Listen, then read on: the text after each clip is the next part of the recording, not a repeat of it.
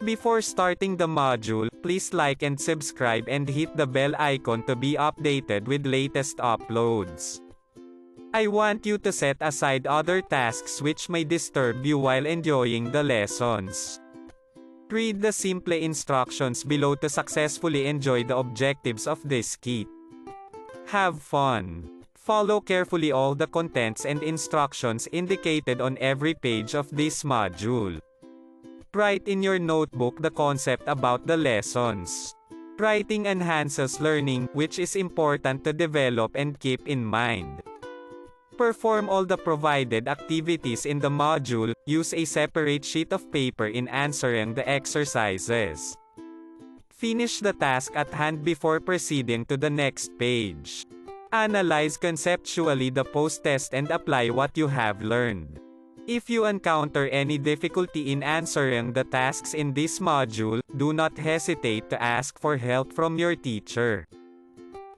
Photography as communication. Being a modern art form means that photography is now viewed as being more than just about the beautiful. It is also considered one of the most powerful means of communication. Next to printed word, the photographic images is today's most important means of conveying information and ideas, expressing emotions, even championing causes. Photography as communication tools. If you have communication in mind when you take the picture, then your photograph will have a communication value. Imagery, mostly photography, has become such an important part of communication in modern times. A photo can be priceless in books, newspapers, advertisements, etc. Or on the internet where people demand fast loading pages with web-optimized images. The reason you click the shutter is because you want to share the best parts of your environment with others from your perspective. The power of photography comes from two distinct characteristics: immediacy and detail. An image recorded by a camera has a sense of authenticity.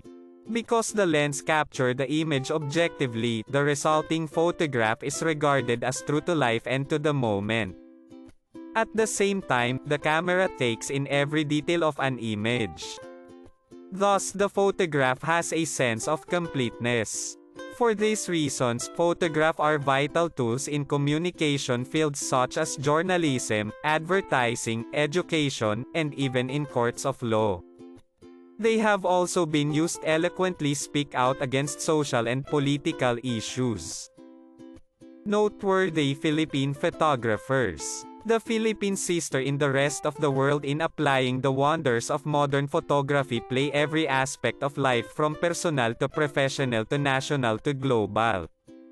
Lunch and with our country's natural beauty, several local photographers have taken on the Philippines and our people as a major focus on their lenses.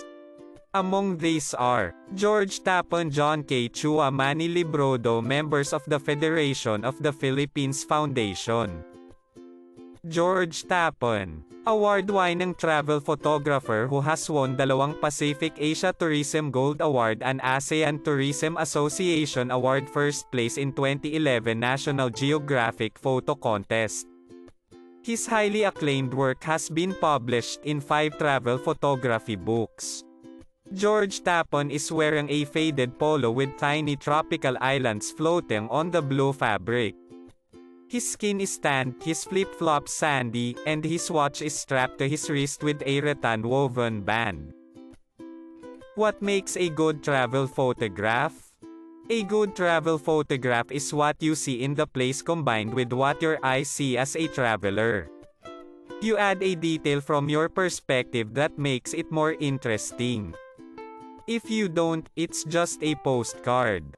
There's no personality. What elements can add personality to a photo? If you're taking a landscape of, for example, Palawan, the people who see your photo shouldn't have to ask, "Where is this?" You can add something else to identify that it's Palawan. You can include a person wearing native clothes in the picture. In all my pictures, even landscape photos, I put people. That's where you see the relationship between the photographer and the place. There should be people.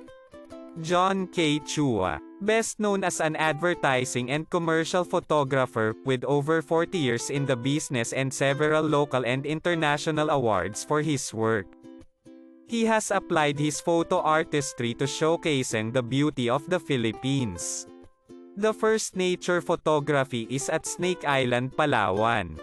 The second picture is in Gulf of Davao. What are useful tips for travel photography? Travel photography is for everybody. You don't even need a DSLR. But never use a cell phone. Why? In a cell phone, the photos look nice on the monitor, but when you print it out, it's not as nice.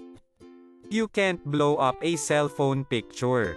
Master your tools. You should know the colors, megapixels, exposure ratios and ISO, because if you don't know these things, you will be forced to post-edit. Know your camera. Know your settings. Know your location. Before taking a picture of a certain object or place, go around and look for a better vantage point.